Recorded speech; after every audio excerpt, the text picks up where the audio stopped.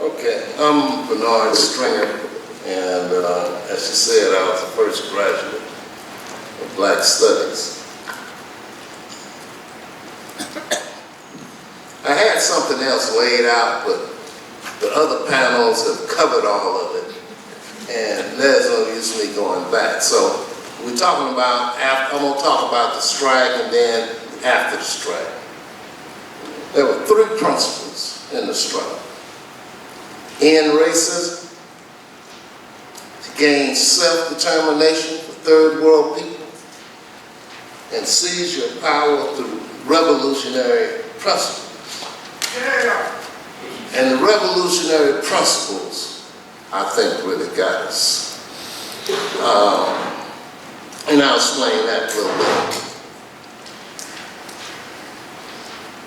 When I went to a Black Studies class the first year, every class had a community component. We talked about theory is the classroom and the community is practice. And I'm having a problem with where Black Studies has transitioned to.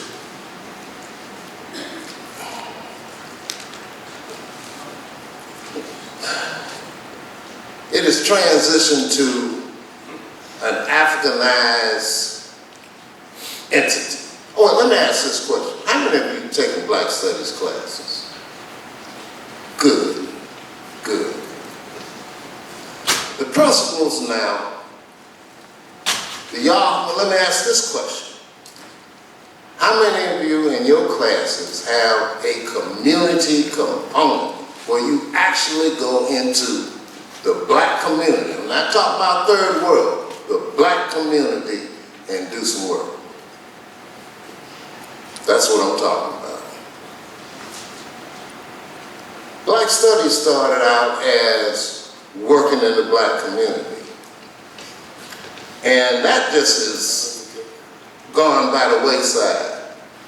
Benny and I has traveled over the country to different universities. There is no community component in Black Studies. Who are you serving? Who are you serving if you're not serving the people that you represent?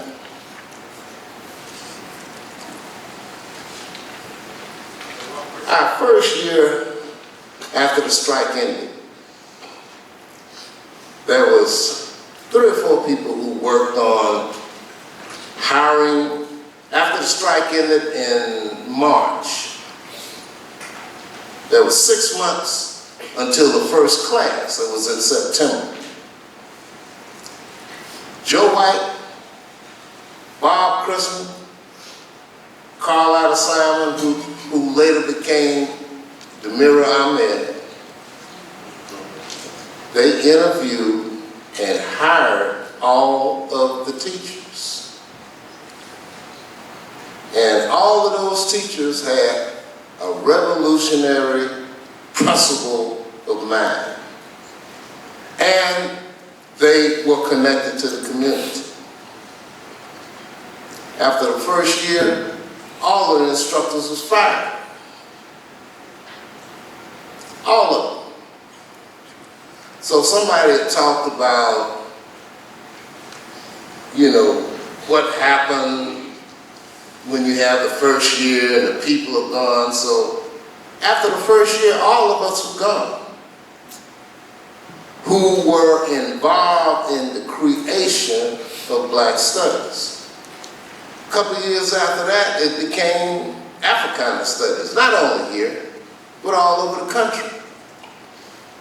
And I heard the conversation about Latino studies.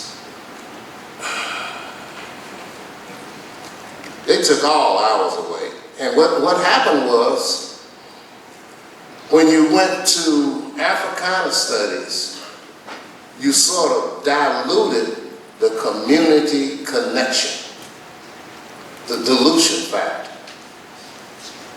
And I think that really hurt principle of Black Studies. I really believe that.